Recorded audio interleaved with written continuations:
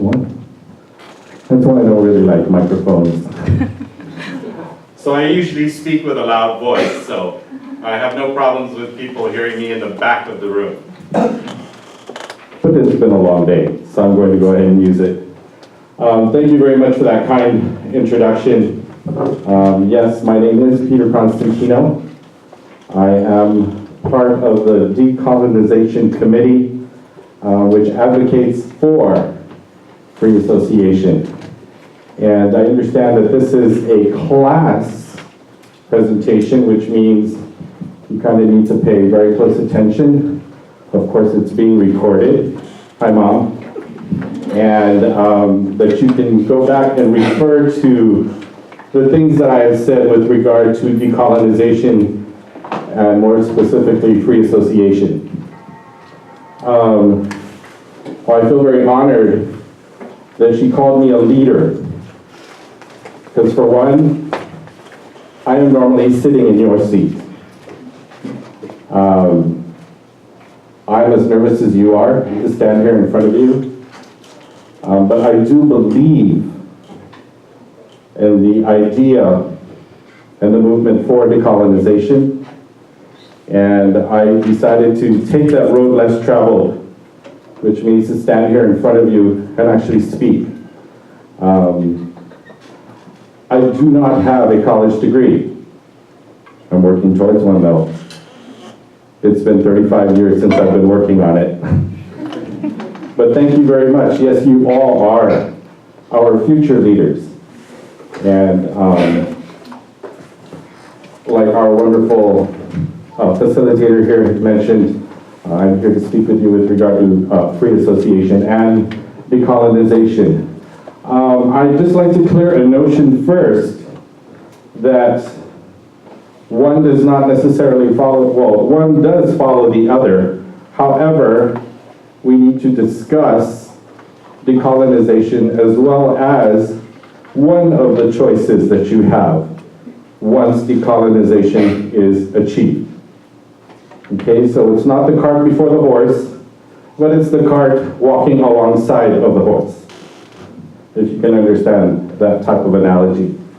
So, with regard to free association, the reason why I'm standing here in front of you speaking to you about it is because I believe that this is the most sensible status that we can choose at this point in time.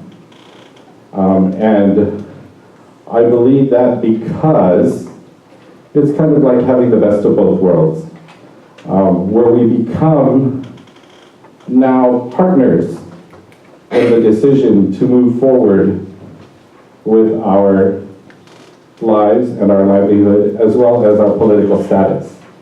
So if you could please move to the next slide. It's just the forward arrow key on the keyboard. So we were posed about 7 questions. Can't recall. Yes, roughly about 7 questions. And the first one goes to what's wrong with what we have now. As you can clearly see, those ideas have been bullet pointed for you. What's wrong with what we have now? The first idea is everything. Everything is wrong with what we have now. And you're probably looking at me saying, what's he talking about? I drive a car. I'm able to get a job, or at least I hope so. I'm able to move freely about the island as well as into the United States. Granted, we are part of the United States, but we're not part of the United States. That's some food for thought for you. This type of situation that we're in, we call status quo. To me, personally speaking, is we only live in the icing of the cake. What that means is that life is hunky-dory. I get 3 squares a day, or at least I hope you all get 3 squares a day. I'm able to move about freely. I'm able to own a cell phone. I'm able to go on Facebook and do whatever I want on Facebook. And I have those particular freedoms. But I began to think about these things a lot more. What I don't like about our current situation is, as all of you know, is our current tax situation. We have no say in what we do with our taxes other than what we have locally. And as well as what Uncle Sam says that we should be doing. Okay? Political stagnancy. Status quo. We've been status quo since 1950, since we were given U.S. citizenship, and that was about 68 years ago. Prior to that, we have also been politically stagnant since 1898 all the way up until 1950, where we had no citizenship. But yet we still lived as the population here on the island, being governed by not the United States government, but the U.S. naval government, and it's set up here on this island. My parents, or my mother, was born on this island, and she had no say as to what citizenships she had. And my father had no say. But yet, my father is not from this island. He's from the Philippine Islands. So basically, I'm half Chamorro, half Filipino. But my father had that choice to come here back in 1947 to assist the local population, as well as the U.S. Navy, rebuild this island after 2.5 years of devastation of, as we all know now, World War II. So my father was one of those first Filipinos off the boat and decided to make Guam his home. And eventually married my mother, who was from the village of Kili, and produced 7 children. So I'm number 6 of 7. And we all enjoyed whatever status the United States had imposed on us.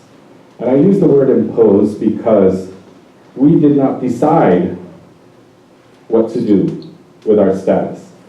They decided for us, basically, in Washington, D.C.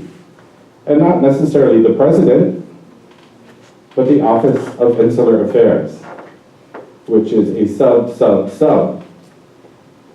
committee from the president. Okay, so we had other people deciding for us what the population of Guam can do and what it can't do. Unfunded federal mandates. That deals with, the most classic example I could come up with is our current situation here on Guam and our relationship with our other Micronesian brothers and sisters. They were also part of a decision known as Free Association, which created the states of the FSM, the Republic of the Marshalls, as well as the Republic of Belau. Yes, the Republic of Belau, all these nations are all independent, but share a free association status with the United States. So basically, outside of Guam and outside of the CNMI, everyone else is freely associated with the U.S. government. And what that means is that they can move about freely, choose where they want to live within the confines of the United States of America and its so-called borders. So, unfunded federal mandates, we always hear about the issues with regard to the hospital and how they're in debt and a shortfall of cash of some $50 million, $60 million. But yet, it costs us here on Guam to support the federal mandate of its agreements with free associations with our other Micronesian brothers and sisters, roughly $115 million a year. But yet, what we get as far as support from the federal government, is roughly about $15 million a year.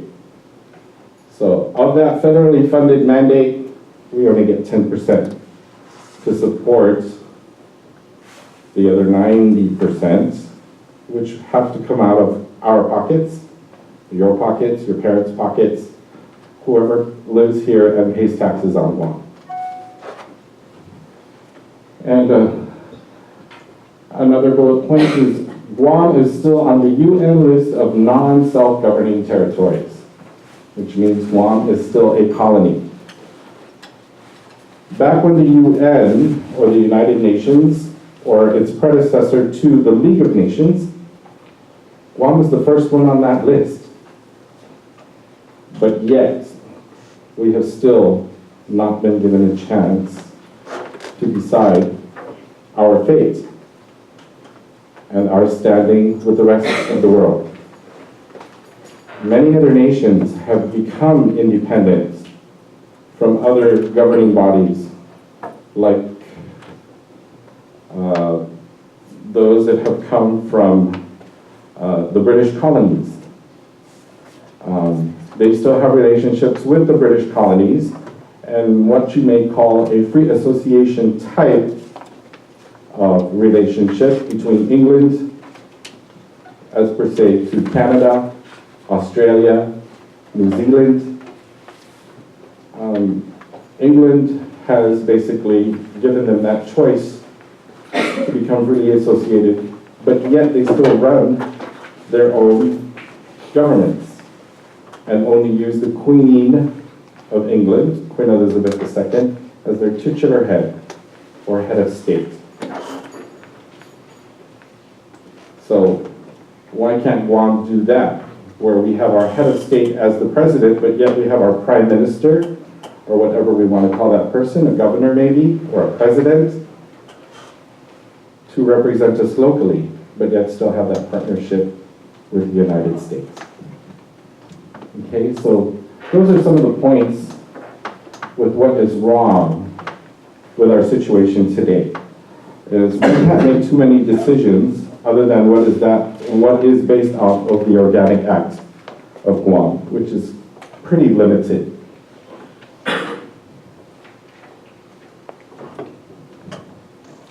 Now, why am I advocating this particular position, and why is it the best choice? First of all, it's the most sensible option. If you look at it, basically, it's a partnership where we choose to become partners with the United States. Yet we have equal say with that of the United States. And then we come to an amicable agreement. Versus, why would we want to partner up with China? We've never dealt with China. Why would we want to partner up with Australia or with Taiwan? So the most sensible choice at this time is, of course, the partnership with the United States. So it's like a minor child now turning 18 becomes an equal partner in its family and becomes an adult, per se, and is now able to express its ideas with its parent. So we've been the minor child already for roughly about 120 years. And so I would think a 120-year-old minor is a little bit too long to remain a minor. Most of you who will hit 21 are saying, yes, now I can go to the bar. Yes. Well, I don't know. This is a smoke-free campus, so you can't advocate for tobacco. But it's 21 versus 120. Okay, so the first 52 years again was no citizenship, just a belonging to, some might want to say slavery. And then in 1950 again, up until this present point, 68 years as a minor child. Okay, so that's why I think free association is the best choice. So we automatically move into a partnership with the United States so we can talk about things. We can talk about how we want to live our lives here. But yet still make it the best of both worlds. Peter, just a note, 10 minutes left.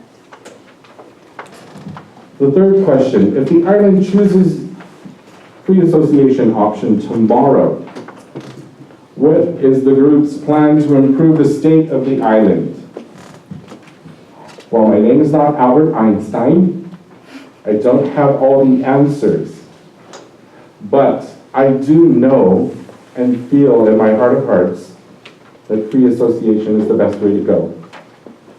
With our environment as it is today, and our relationship and future relationship with the United States, I believe that it can come to a mutual agreement and for the best of our island as well as that of the United States as a whole in becoming a partner.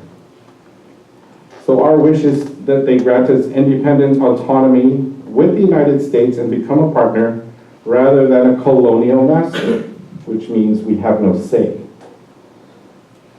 We would also be free to pursue more economically advantageous models and tailor our government policies and programs to best fit our needs. What that means for us is that, yes, we are partnered with the United States, but it doesn't mean that we can't talk to Taiwan, talk to Japan, talk to the Philippines. Vegetables grown in the Philippines can come over this way versus having to be refrigerated and take 2 weeks or 3 weeks to get over from the United States. We can eat fresher food because Asia is really at our doorstep, and it takes only 3 hours versus anywhere from 10 to 12 hours just to fly our vegetables in. So that makes a little bit more sense. We get things fresher. When we have fresher things on the shelves, we eat healthier, we live healthier, and we can produce more. Also, seeking international partners to solve our issues. There's the little adage that's called, no man is an island. Well, it's kind of the pun at the end of this joke, but Guam, of course, is an island. And we can't survive on our own. We need others to help us in our survival here on this, in this part of the Pacific, as well as have our own standing and our own place in our world community. So, of course, the only viable solution is to seek partnership, not only with the United States, but as well as our Pacific, as well as our Asian neighbors. The other is to hold a constitutional convention to form a representative democracy for all people who choose to call this new nation, Guam, their home. Now this constitutional convention, we've actually gone through something like that back in the late 70s, early 80s. Yes, I was around to understand that, and I actually voted in that last constitutional convention, which was to choose our particular status some 35 years ago with regard to becoming a commonwealth. But as you all know, that was rejected because we're still status quo. So if I get to vote tomorrow, that will be the second time I choose my destiny here on this island. So yes, we have been working, I have been mentally working on trying to figure out how we can move to the next level.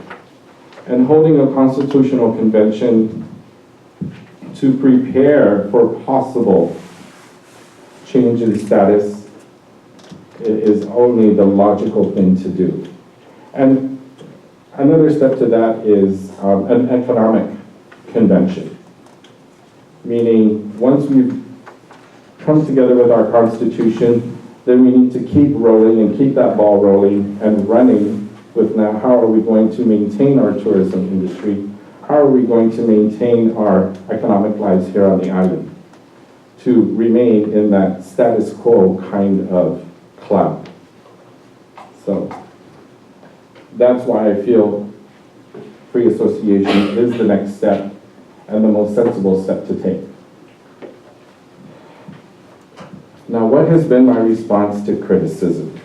And what are some of those criticisms with regard to free association? Well, one of those criticisms has been said that it is not true independence. Well, technically, who has true independence here in this world? True independence, and as far as sovereignty is concerned, is one step. But nobody really has, well, you're a sovereign nation, we know where your borders are, but really what turns the cogs and the wheels and the gears on this planet is economy, is people, is business. And so nobody is truly on its own, unless of course you probably come from North Korea. And even at that, they're still not alone. They still rely on China, they still rely on Russia, though they are considered what's called a closed state. So we all rely on each other. And it's through those partnerships where we can gain true independence by helping ourselves, as well as our neighbors around us. And with regard to statehood, statehood is what people want here on the island. I don't know. Let me take a poll now. Can you all raise your hands for those of you who wish to become a state? No stakeholders here for statehood? Nobody? 1, 2, 3.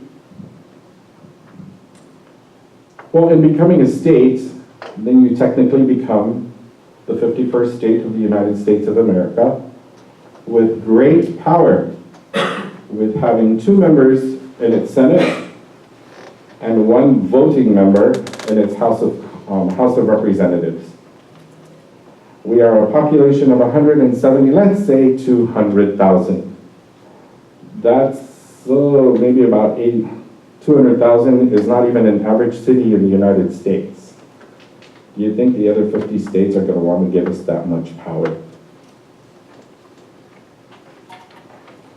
And as well as lose more cuts or lose more of a chunk of their money that they get from the federal government. Food for thought again. What is the response to criticism? Well, free association again is a status recognized by the United Nations, and some of our neighbors, of course, are freely associated states. And statehood is an option with the US, but yet it's an option that they won't even consider. Classic example, Puerto Rico, 3 referendums, all for statehood. Puerto Rico is not the 51st state of the United States. And they've been doing this for about the last 30, 40 years. So, are we going to wait another 30 or 40 years? It's difficult to say. You can, I can't. And then, yes, just to recap again, free association. It makes sense. Why does it make sense? Because it becomes a partnership with the United States. With the eyes of the world on us and what we choose to have for our future, the world will be watching very closely as to what the United States decides to do eventually when we do choose a particular status. Be it independence, be it free association, even be it statehood. That will make or break the position of the United States as far as its world standing is concerned. But yet, nowadays, we have that to think about, and yes, my time is up. Once again, thank you very much. I know sometimes I can babble on, but